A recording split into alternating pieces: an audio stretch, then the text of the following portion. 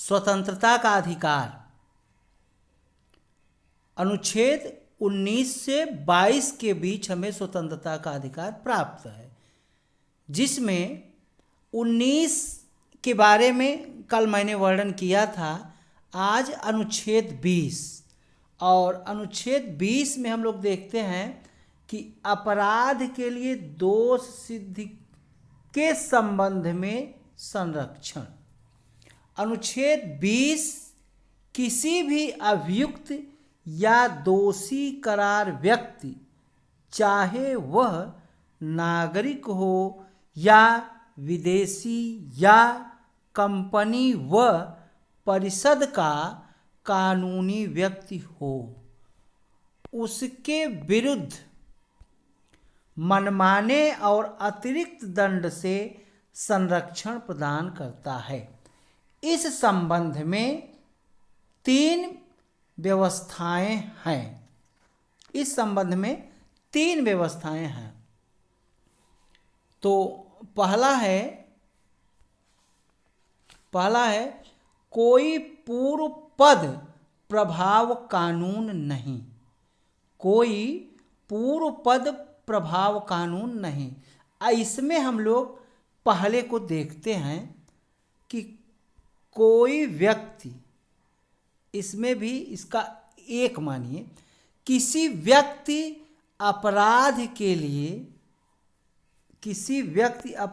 के लिए तब तक दोष सिद्ध नहीं ठहराया जाएगा जब तक कि उसने ऐसा कोई कार्य करने के समय जो अपराध के रूप में आरोपित है किसी किसी प्रवृत्त विधि का अतिक्रमण नहीं किया है। किसी प्रवृत्त विधि का अतिक्रमण नहीं किया है। दूसरा इसी में है, सेकंड भाग इसका, या उससे अधिक शक्ति का भागी नहीं होगा जो उस अपराध के लिए जाने के समय प्रवृत्त विधि के अधीन अधिरूपित की जा सकती थी। और अब हम लोग जो है इसमें जो है दूसरे को देखते हैं। दोहरी क्षति नहीं। किसी व्यक्ति को एक ही अपराध के लिए एक बार से अधिक अधिरूपित और दंडित नहीं किया जाएगा। किसी व्यक्ति को एक ही अपराध के लिए एक बार से अधिक अधिरूपित या दंडित नहीं किया जाएगा। और तीसरा है स्व अभिशंसन नहीं। इसका मतलब किसी अपराध के लिए अभियुक्त किसी व्यक्ति को स्वयं अपने विरुद्ध साक्षी होने के लिए बाध्य नहीं किया जाएगा। ये तो अनुच्छेद 20 था। अब हम लोग देखते हैं अनुच्छेद 21, प्राण एवं दैहिक स्वतंत्रता। प्राण एवं दैहिक स्वतंत्रता। अनुच्छेद 21 में घोषणा की गई है कि किसी व्यक्ति को उसके प्राण दैहिक स्वतंत्रता से विधि द्वारा स्थापित प्रक्रिया के अनुसार ही वंचित किया जाएगा, अन्यथा नहीं। और इसमें जो है प्रसिद्ध गोपालन मामले, ये 1950 का ये मामला है। 1950 का ये मामला है। उच्चतम न्यायालय ने अनुच्छेद 21 की सूक्ष्म व्याख्या की थी। इसमें व्यवस्था की गई कि अनुच्छेद 21 के तहत सिर्फ मनमानी कार्यकारी प्रक्रिया के विरुद्ध सुरक्षा उपलब्ध है, न कि विधानमंडल की प्रक्रिया के विरुद्ध। इसका मतलब राज्य प्राण एवं दैहिक स्वतंत्रता के अधिकार को कानूनी आधार पर रोक सकता है, कानूनी आधार पर रोक सकता है।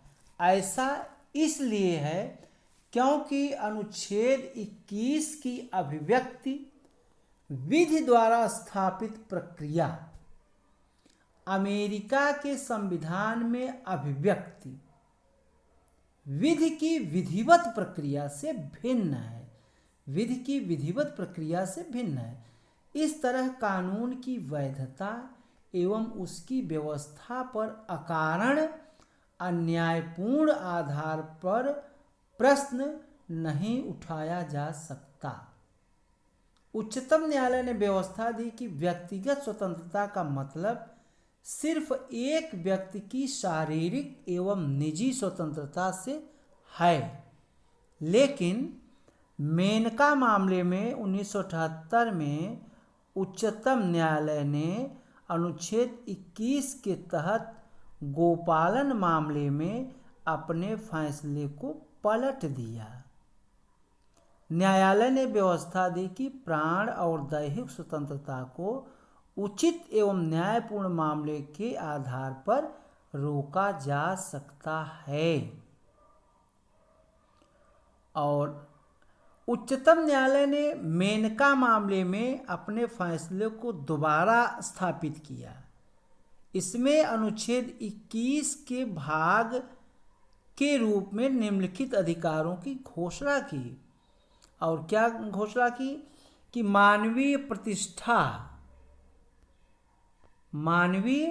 प्रतिष्ठा के साथ जीने का अधिकार, स्वच्छ पर्यावरण, प्रदूषण रहित जल एवं वायु में जीने का अधिकार एवं हानिकारक उद्योगों के विरुद्ध सुरक्षा, जीवन रक्षा का अधिकार, निजता का अधिकार, आश्रय का अधिकार, स्वास्थ्य का अधिकार, 14 वर्ष की उम्र तक निःशुल्क शिक्षा का अधिकार, निःशुल्क कानूनी सहायता का अधिकार, अकेले कारावास में बंद होने के विरुद्ध अधिकार, त्वरित सुनवाई का अधिकार, हथकड़ी लगाने के विरुद्ध अधिकार, अमानवीय व्यवहार के विरुद्ध अधिकार, देर से फांसी के विरुद्ध अधिकार, इस तरीके कुल 34 अधिकारों की बात जो है घोषणा किया है उच्चतम न्यायालय ने।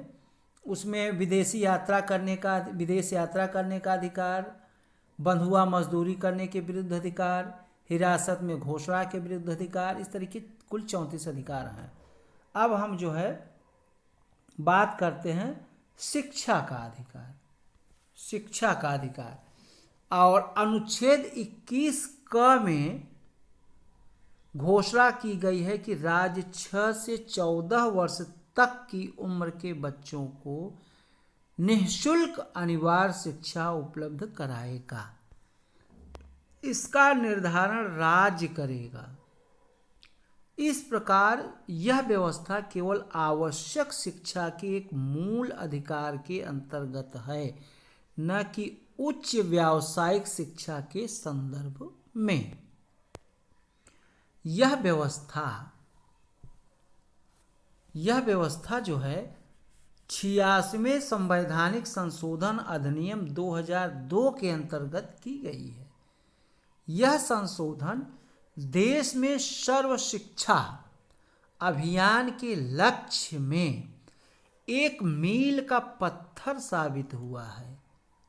सरकार ने यह कदम नागरिकों के अधिकार के मामले में द्वितीय क्रांति की तरह उठाया है। मतलब यह क्या है, शिक्षा के क्षेत्र में द्वितीय क्रांति साबित हुआ है। इस संशोधन के पहले भी संविधान में भाग 4 के अनुच्छेद 45 मतलब नीति निर्देशक तत्व में बच्चों के लिए निःशुल्क एवं अनिवार्य शिक्षा की व्यवस्था थी, लेकिन चूंकि यह नीति निर्देशक तत्व था और इसी के कारण न्यायालय इसमें जरूरी कदम नहीं उठा सकता था। अब जब ये मूल अधिकार में आ गया है तब इस पर जो है न्यायालय कानूनी अधिकार या जरूरी कदम उठा सकता है, उठा रहा भी है। अच्छा, अब थोड़ा सा देखते हैं, यह संशोधन 45 के निदेशक सिद्धांत को, अनुच्छेद 45 के निदेशक सिद्धांत को बदला है।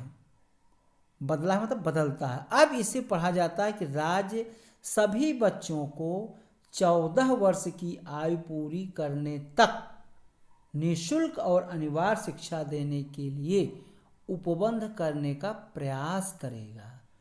और इसी के तहत जो मूल कर्तव्य है हमारा 51 का के तहत, मूल कर्तव्य में 51 का के तहत जोड़ा गया कि प्रत्येक नागरिक का यह कर्तव्य होगा कि वह 6 से 14 वर्ष तक के बच्चों को शिक्षा प्रदान कराएगा, शिक्षा प्रदान कराएगा।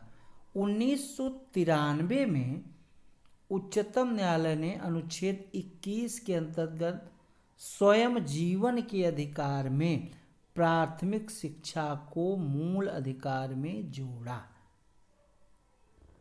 प्राथमिक शिक्षा को मूल अधिकार में जोड़ा। और अब हम लोग देखते हैं निवारक एवं गिरफ्तारी से संरक्षण, निवारक एवं गिरफ्तारी से संरक्षण।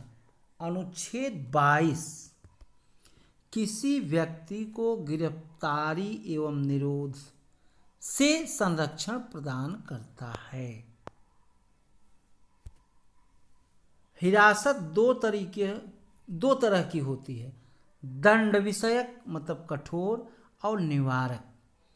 दंड विषयक हिरासत एक व्यक्ति को दंड देती है जिसने अपराध स्वीकार कर लिया है और अदालत में उसे दोषी ठहराया जा चुका है। निवारक हिरासत वह है जिसमें बिना सुनवाई के अदालत में दोषी ठहराया जाए। इसका उद्देश्य किसी व्यक्ति को पिछले अपराध पर दंडित ना कर भविष्य में ऐसे अपराध न करने की चेतावनी देने जैसा है। इस तरह निवारक हिरासत केवल शक के आधार पर एहतियाती होती है। अनुच्छेद 22 का दूसरा भाग उन व्यक्तियों को सुरक्षा प्रदान करता है जिन्हें दंड विषयक कानून के अंतर्गत गिरफ्तार किया गया है। यह सुरक्षा नागरिक एवं विदेशी दोनों के लिए उपलब्ध है। इसमें शामिल हैं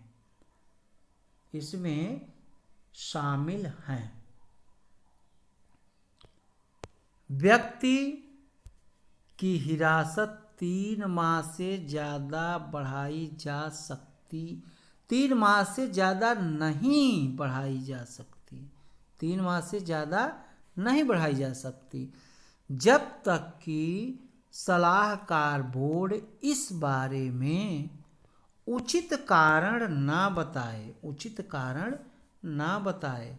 बोर्ड में उच्च न्यायालयों के न्यायाधीश होंगे। निरोध का आधार संबंधित व्यक्ति को बताया जाना चाहिए। निरोध वाले व्यक्ति को यह अधिकार है कि वह निरोध के आदेश के विरुद्ध अपना प्रतिवेदन करे।